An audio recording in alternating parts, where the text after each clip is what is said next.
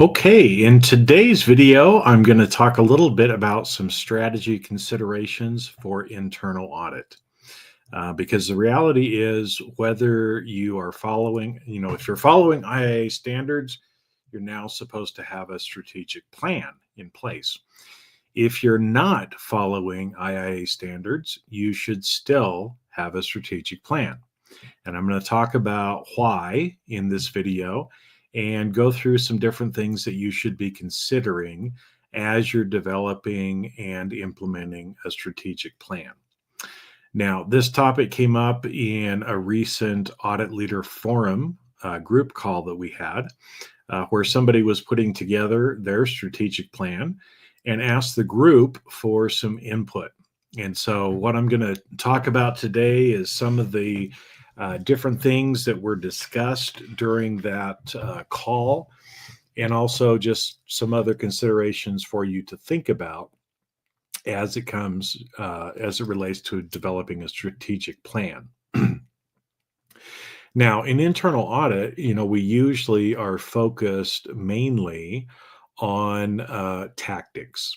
That is where we spend most of our time in actually kind of creating tactical plans, in doing audits, completing them, communicating them, all those kinds of things. And so a lot of times internal auditors don't really think about strategy, and they don't really, act in a strategic way. Now, there are some big reasons why you probably should consider thinking more strategically and actually having a strategic plan. And here's some of those reasons. The first one is, if you're the audit leader, if you're a chief audit executive, you're the person that's leading internal audit, the other peers in your organization, they think and talk in terms of strategy. Okay. That's just the way that executives are programmed. And so if you are not thinking and talking strategically, often they don't really understand what you're talking about. They think that you're just talking about the details when they want to talk about the big picture. And so one of the first reasons for having a strategic plan is so that you actually sound like an executive. You're actually talking and using language that is similar to what others in your organization are speaking about. So that's the first thing. The second one is, a lot of times in internal audit, we're trying to show that we add value, that we're relevant to the organization. Well, having a strategic plan and following a strategic plan is actually one of the best ways to accomplish both of those things. And here's the reason why. Your organization probably has a strategic plan. There are different initiatives, projects, tactics, things that are put in place to be able to achieve that strategy so they can achieve their strategic objectives. Now, when internal audit has a strategy that is linked to the organizational strategy, all of a sudden people can start to understand the value that internal audit is providing. But if there's no linkage, right? If you just have a lot of different audit projects that you're doing, but there's no direct link back to the strategic plan, people kind of wonder why you're doing what you're doing. And, caveat here is obviously some of the things that we have to do in internal audit, depending on where you're at, may seem like some very tactical and compliance related things. And that's true, right? In a lot of organizations, actually, a lot of your time may be spent on those things. But there should be some things that you're doing each year that are of a more strategic nature so people can understand really the value that you're providing. If there isn't that look back, if they can't see that back in the strategic plan, like I said, they kind of wonder what you're doing, right? And so it shows both relevance, right? Because when people ask you, well, why are you doing this work? You can point back and say, well, the reason we're doing this work is to help the organization, make sure that they're on track for this specific strategic objective and the strategies that have been put in place. Okay, when you explain that, now all of a sudden people can understand better the work that you're doing and how it's relevant to the organization instead of just some compliance stuff we have to do, right? So that's one way, and then again, it's able to show the value that we're actually providing by people having that linkage, right? So they see that you're relevant, and now they understand the value that you're providing. Hey, we're here to help make sure that we're meeting our strategic objectives, and this is the one that we happen to be working on. That's why we're doing this particular project. Okay. So those are kind of some basic reasons why it's so important to do a strategic plan. And I'm actually in the process right now of creating a much more detailed kind of step-by-step training on how to do this, how to put it in practice. Because a lot of people, they're like, I know I need to do it, but I don't quite understand what it means. And there's some basics that you need to understand that I'll go through more in this other training. Things like objectives come first, then you develop a strategy for how you're going to achieve those objectives, right? That's more like the how you're going to accomplish it. And then you come up with the what, which is the tactics. But often we jump over the strategy and we go straight to the tactics. And so, like I said, I'll be explaining more in detail about that. Now, what are some things that you should be considering as you're developing and implementing a strategic plan? Well, one thing is, your strategic plan for internal audit should align with and agree with the organization's strategic plan. And so what does that mean? It needs to align, right? Well, what do you mean, Jason? Well, it should kind of mirror or mimic what the organization has put out in the way it's communicated, the way it is, report formatted, if you will, in the different areas of focus, and using even sometimes the same words that they're using in the company's strategic plan. Now, that's important for a lot of different reasons. One is, it's in line with the expectations. And so what that means is, if the different parts of your organization are developing a strategic plan, and many of them have to do this each year, there's probably a certain kind of communication method that is used to communicate that strategy. Maybe it's PowerPoint slide decks. Maybe it's a report. Maybe it's a communication to the executive leadership team, right? You have to kind of understand what those expectations are within your organization, and then you want to match what that's doing. So, for example, if you're taking kind of a balanced scorecard approach, with maybe 4 different areas from a company perspective, you want to make sure that when you develop your strategic plan, you're also using those same 4 areas. Now, you can use exactly the same wording that they use, or you may modify it slightly, but you want it in essence to be those same 4 categories. And again, why? Because that's what people are expecting. If that's what everybody else is saying, internal audit should be communicating in a similar manner, right? That shows that you're a team player, that you're doing things, the way that the rest of the organization is as well. And so, that's a good thing to consider, right?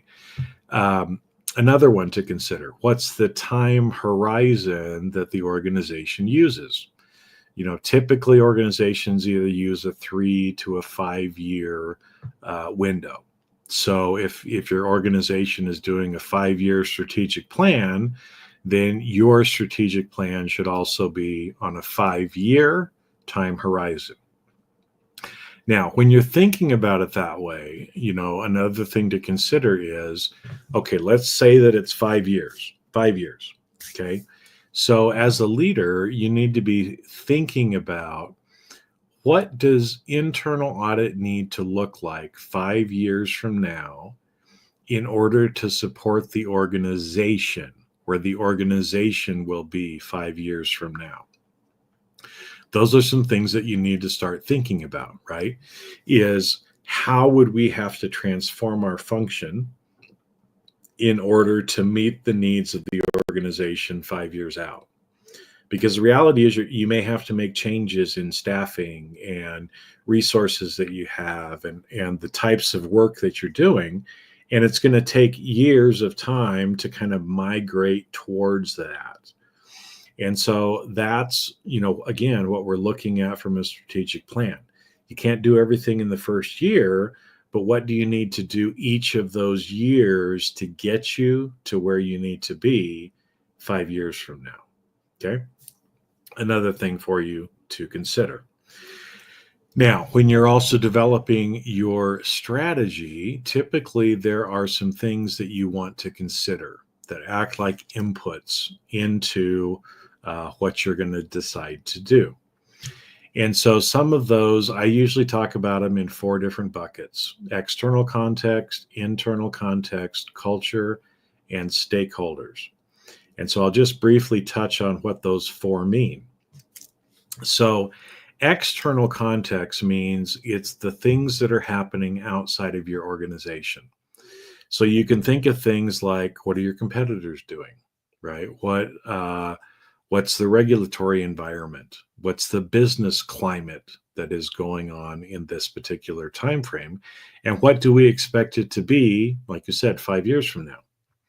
Internal context, the second one, is more about how you operate internally as an organization. And so there's, typically different processes and things that you may use. You look at things like, well, are we a centralized or are we a decentralized organization, as an example, right? Culture is, again, each organization has their own unique culture. Some are more risk taking, some are more risk averse. Some, like to push the boundaries of what people may consider ethics. Others are very conservative when it comes to ethics and reputation, right? So you need to understand what some of these cultural impacts are. You need to understand your stakeholders. Now, often we think of stakeholders as governments and regulators, which they are, but you also have other stakeholders that should be considered. Your investors, maybe non-governmental organizations, groups that, if you're in like natural resources, as an example, there's probably some environmental groups that are stakeholders to your organization that you may need to consider. Now, especially from an organization strategy, those are things you need to consider. Do you need to consider them for internal audit? Yes, maybe not quite to the extent that you do from the organization strategy, but there's still some things that you should be thinking about. Now, the reason why you want to start thinking about it that way, and I'm just going to use kind of some simple examples because, like I said, today is a very summarized video that I'll get into more detail on in the future. But let's say, for example, that one of the strategic objectives for your organization and something that's included in the strategic plan is a big push towards AI, artificial intelligence, right? That the organization wants to use AI both for their internal processes, but maybe also in how you interact with your customers or clients, maybe even in some of the products or services that you're providing to the marketplace. Okay. So if you know that is something that is included in the strategic plan, what would be good to consider is, okay, we know that AI is important to the organization. So how do we need to use AI, right? And again, I've talked about AI before, but there's excuse me, probably 2 areas that you need to be considering. How can we, as internal audit, use AI? Because again, if the organization is wanting to use it for their internal processes, they're going to be asking you what you're doing or how you're using AI in your internal processes. The second one, again, if the company is using AI in its products and services, there may be areas that specifically you will need to audit as it relates to AI to make sure that the company is on track for its strategic objectives, right? Now, understanding a little bit about the internal context of your organization and your culture would lead to some decisions on the strategy you're going to take around AI. And so, what that means is, as an example, well, okay, I know that I want to use AI more in my internal processes. I know that I need to audit AI more, right? Well, how am I going to do it? This is where you start getting into the strategy. Well, how could you do it? There's different ways that you could. You could hire people internally, right, in your group that understand AI. They know how to audit it. They understand about it. They know how to use it in doing audits. They know how to audit AI, right? So you may choose to hire people internally, or you could choose to co-source or outsource some of those activities to maybe a firm that has very deep knowledge in AI. And so some of the things that you would consider in determining, well, which of those two strategies do I take? Do I hire people internally or do I rely on outside people? Again, go back to the internal context, go back to the culture of your organization. If your organization is typically hiring people internally to do the work, to do work like this, if they're hiring a bunch of people, specifically around AI, then it would match if you were to hire internal people as well, right? But if the organization typically hires contractors to do this kind of work, the expectation would be more that you would hire contractors instead of hiring people internally. Okay, see where I'm going with this? And so, that helps you in determining which strategy you should take. Now, one thing to consider as well, is, well, how much AI work are we going to do? Does it justify one or two or 10 full-time equivalents? Am I going to be doing that much work every single year? Or is this something that maybe is, only a few hundred hours worth of work each year? Even if your organization hires internally, right? If you really only need a person a quarter of the year, then maybe it still makes sense for your strategy to hire people from the outside. Okay. But it's something that you should consider as you're thinking about it. Right. And so, like I said, that's just kind of one simple basic example of, some things for you to start considering, as you're looking at your strategic plan. Okay. What are some other things, that you should be considering as well?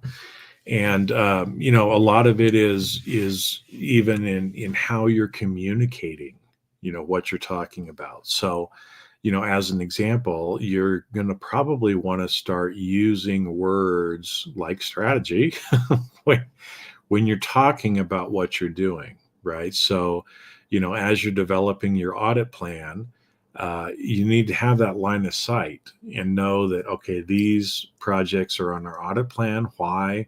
Because they directly tie back to our strategy, right?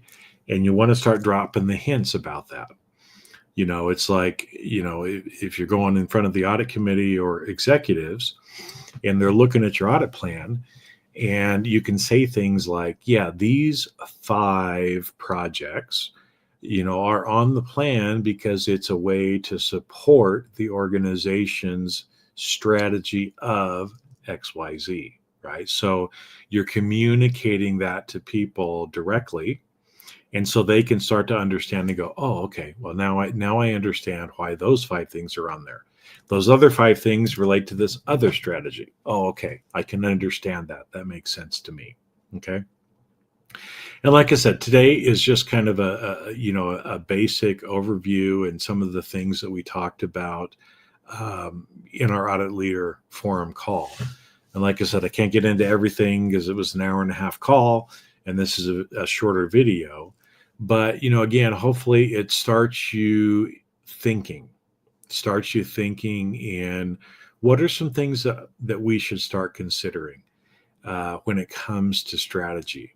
If you don't have a strategic plan already, you can start developing one. And again, there's really kind of maybe three reasons or ways in which you could do the strategic plan as well. And I'll go through those, briefly now too. So the first one is, if you're just trying to check the box that I have a strategic plan for your quality assessment review, if that's all you want to do is just be able to check the box and say you did it, then you can probably just go to the standards, see what the minimum requirement is, and put something together that you're probably not going to follow. You may or you may not, but at least you have a document that you can hand to the reviewers that said, check, I have a strategic plan. Now, that's a very basic way of doing it. It's not my way of doing it, but if that's what you choose to do, that's how you could do it, and it would be done very quickly. The second way is, you can go out to in the internet. You can read textbooks and other books about strategy, and you can kind of get a step-by-step on how an organization would actually create a strategic plan. And that can be fine, as well. Now, there may be some things in there that don't relate to internal audit, maybe a little overkill in it, but you can do that.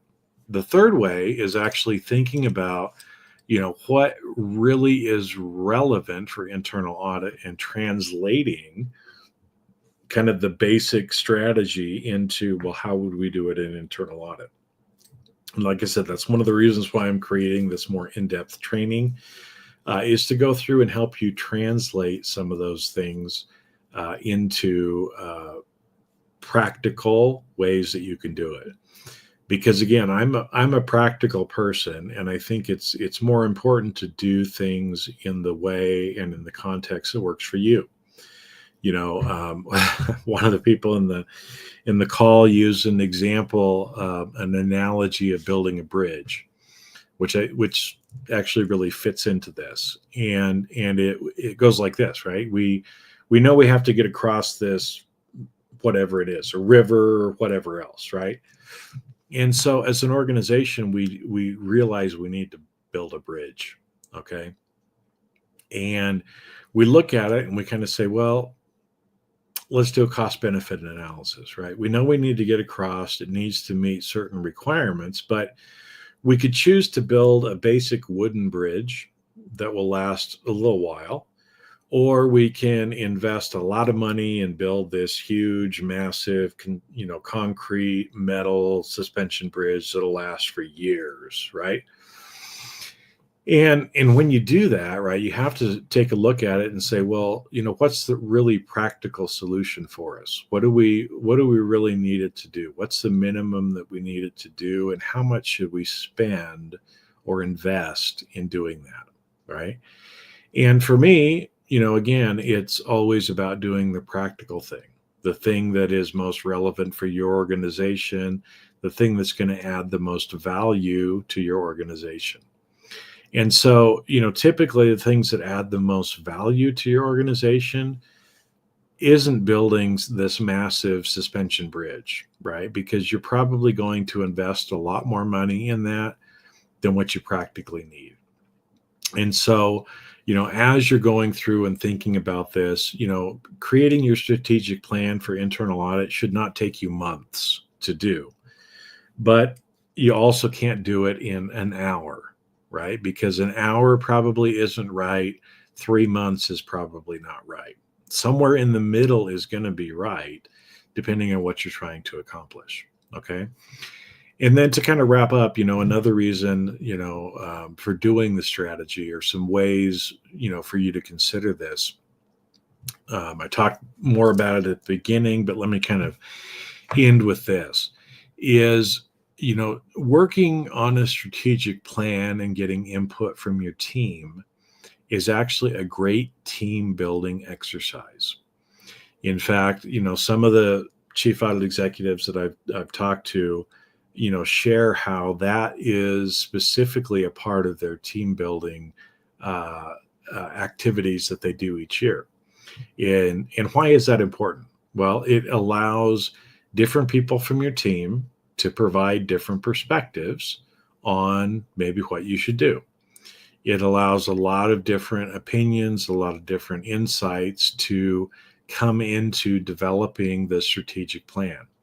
So not only, is are two heads better than one and three are better than two at coming to a well-rounded decision, but it's also an opportunity for people on your team to do some work that they probably find fun, and that they would be grateful to be able to participate in some of those activities. It's a way to kind of build the team camaraderie, but also to show your people that you trust them and that you want their input. And from a leadership perspective, that is really an important thing as well. And so, kind of again, a final consideration for you to think about, at least for today. So, thanks for listening. There's going to be more to come. But again, if you need to go back, listen to this again, and just write down a couple of things, for you to consider or think about as you're starting your strategic plan for internal audit.